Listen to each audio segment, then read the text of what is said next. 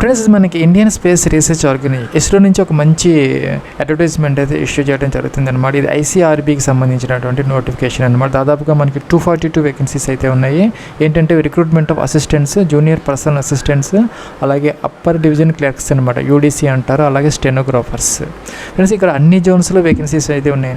ఇప్పుడు చూసుకుంటే హైదరాబాద్ జోన్లో కూడా దాదాపుగా 15 వేకెన్సీస్ దాకా ఉన్నాయి. ఇంకా కూడా మనకి తిరుపతి ఏదైతే ఉందో మనకి శ్రీహరికోటకి సంబంధించి కూడాను దాదాపు ఒక 50 వేకెన్సీస్ దాకా అక్కడ కూడా ఉన్నాయి. దాంతోపాటు ఏంటంటే మనకి బెంగళూరు, హసన్, అలాగే చూసుకుంటే మనకి మహేంద్రగిరి, న్యూఢిల్లీ, అలాగే తిరువనంతపురం ఇలా అయితే ఉన్నాయన్నమాట. ప్లస్ మన మొత్తం వేకెన్సీస్ని వీళ్ళు ఏంటంటే 2 కేటగిరీస్ కింద అయితే డివైడ్ చేయడం జరిగిందండి. ఒకటి ఏంటంటే అసిస్టెంట్స్, అలాగే UDCs అప్పర్ డివిజన్ క్లర్క్స్ అనమాట. రెండోది ఏంటంటే మనకి జూనియర్ పర్సనల్ అసిస్టెంట్, స్టెనోగ్రాఫర్, ఈ రెండు కలిపి ఒక కేటగిరీ కిందకి వస్తుంది. ఎందుకంటే రెండుకి ఒక ఎడ్యుకేషన్ క్వాలిఫికేషన్, మిగతా వాటికి ఒక ఎడ్యుకేషన్ క్వాలిఫికేషన్. ఇక్కడ చూసుకుంటే కనుక మనకి అసిస్టెంట్ అప్పర్ డివిజన్ క్లర్క్స్ ఏదైతే ఉందో దానికి సంబంధించి ఏంటంటే మనకి గ్రాడ్యుయేషన్ విత్ 60% మార్క్స్ అయితే వచ్చి ఉండాలన్నమాట. లేదంటే 6.32 గ్రేడ్ వచ్చినా కూడా సరిపోతుంది అనమాట. అలాగే ఏంటంటే మనకి కంప్యూటర్ ప్రొఫెషన్సీ ఉంటే సరిపోతుంది. అంటే ఈ యొక్క అసిస్టెంట్స్ అలాగే అప్పర్ డివిజన్ క్లర్క్స్కి సంబంధించి మనకి ఎనీ డిగ్రీ విత్ 60% మార్క్స్ వస్తే కనుక మీరు ఈ యొక్క అసిస్టెంట్స్కి లేదంటే UDCకి అప్లై అయితే చేసుకోవచ్చు అనమాట. అలాగే చూసుకుంటే మనకి జూనియర్ పర్సనల్ అసిస్టెంట్, JPA అంటారనమాట. అలాగే స్టెనోగ్రాఫర్స్కి సంబంధించి ఏంటంటే మనకి దీనికి కూడా ఏంటంటే డిగ్రీ అయితే పాస్ అయ్యి ఉండాలి, 60% మార్క్స్ మినిమం అయితే వచ్చి ఉండాలి. ఒకవేళ కనుక మీరు గ్రేడ్ సిస్టంలో ఉంటే కనుక 6.32 వచ్చి ఉంటే సరిపోతుంది అనమాట. సో లేదంటే కనుక మీకు డిప్లొమా ఇన్ కమర్షియల్ లేదంటే కనుక సెకండరీల ప్రాక్టీస్లో కొంతమంది డిప్లొమా చేసి ఉంటారు, దాంట్లో ఒక 60% వచ్చి ఉన్నా కూడాను మీరు డిగ్రీ లేకపోయినా కూడా అప్లై అయితే చేసుకోవచ్చు అనమాట. అయితే కనుక మనకి ఇక్కడ స్టెనోగ్రఫీ అంటే ఇంగ్లీషు ఆ యొక్క స్టెనోగ్రఫీ 60 words per minute అనేది తప్పనిసరిగా ఈ యొక్క పోస్ట్కి అవసరమైతే ఉంటుంది అనమాట. JPA అలాగే స్టెనోగ్రాఫర్కి సంబంధించి డిగ్రీ లేదంటే డిప్లొమా. దాంతోపాటు ఏంటంటే ఇక్కడ మనకి స్టెనోగ్రఫీ 60 words per minute, అలాగే కంప్యూటర్ ప్రొఫెషన్స్ అయితే వచ్చి ఉండాలి. నెక్స్ట్ ఏంటంటే ఏజ్ లిమిట్ అనమాట. ఏజ్ లిమిట్ అనేది మనకి 28 years అనమాట. ఎప్పటికంటే 16 August 2026 అనమాట. అలాగే మీరు OBC NCL అయితే కనుక 31 years అనమాట. ఇంకా SC/ST క్యాండిడేట్స్ ఎవరైనా ఉంటే వాళ్ళకి 33 years వరకు కూడా అవకాశం అయితే ఉంటుందన్నమాట. ఇంకా అప్లికేషన్ ఫీజుకి సంబంధించి ప్లస్ మన జనరల్, OBC NCL అలాగే EWC క్యాండిడేట్స్ 100 rupees అయితే పే చేయాలన్నమాట. సరే, అంటే మన స్టార్టింగ్లో ఏం చేయాలంటే అప్లికేషన్ ఫామ్ ఫిల్అప్ చేస్తున్నప్పుడు 500 rupees పే చేయాలి ఇనిషియల్గా.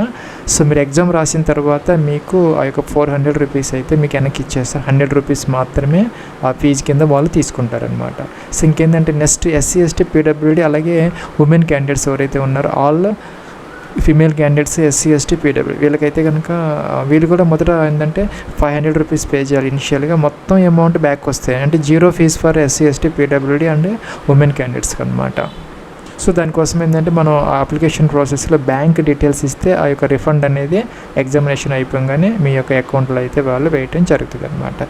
సో ఇంక మొత్తం మీద వేకెన్సీస్ చూసుకుంటే కనుక అసిస్టెంట్ అలాగే అప్పర్ డివిజన్ క్లర్క్స్కి సంబంధించి దాదాపుగా 150 దాకా ఉన్నాయి మన హైదరాబాద్లో, లేదంటే కనుక శ్రీహరికోట, తిరుపతిలో మీకు ఆ యొక్క పోస్టింగ్ వచ్చే అవకాశాలు అయితే ఉంటాయన్నమాట మన ఆంధ్ర తెలంగాణ వాళ్ళు కనుక సెలెక్ట్ అయితే.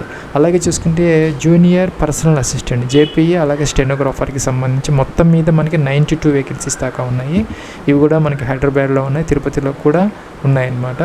సో మీరు కనుక సెలెక్ట్ అయితే ఇక్కడే మీకు పోస్టింగ్ వచ్చే అవకాశాలు ఎక్కువగా ఉంటాయన్నమాట. దీనికి సంబంధించి ఒకే ఒక రిటన్ టెస్ట్, అలాగే డాక్యుమెంట్స్ వెరిఫికేషన్, అలాగే స్కిల్ టెస్ట్ అనేది కండక్ట్ చేయడం జరుగుతుంది అనమాట. ఫ్రెండ్స్, ఇంకా అప్లికేషన్ ఆన్లైన్ ప్రాసెస్కి సంబంధించి మనకి ఎప్పుడు స్టార్ట్ అవుతుంది అంటే మనకి 27th అనమాట, July 2026 అయితే ఈ అప్లికేషన్ ప్రాసెస్ స్టార్ట్ అవుతుంది. 16 August 2026 దాకా అయితే మనకి అప్లై చేసుకునే దానికి అవకాశం అయితే ఉంటుందన్నమాట.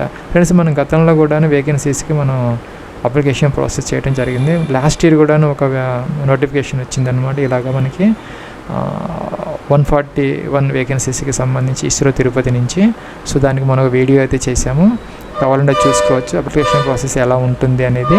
ప్లస్ 27th July 2026 అయితే separate video application online process కోసం step by step complete application process video అయితే చేయడం జరుగుతుంది. ప్రస్తుతానికైతే మనకి ఇది ఇండికేటివ్ ఆ యొక్క అడ్వర్టైజ్మెంట్ అనమాట. మనకి అంటే మనకి ఎంప్లాయ్మెంట్ న్యూస్లో ముందుగా వస్తుంది కాబట్టి ఇది మనకి బయటకి అయితే వచ్చి రావడం జరిగిందనమాట. ఇంకా మనకి శాలరీ పర్టికులర్స్కి సంబంధించి బేసిక్ పే అనేది 25,500 రూపీస్తో పాటు మిగతా అలవెన్సెస్ అయితే ఉంటాయి.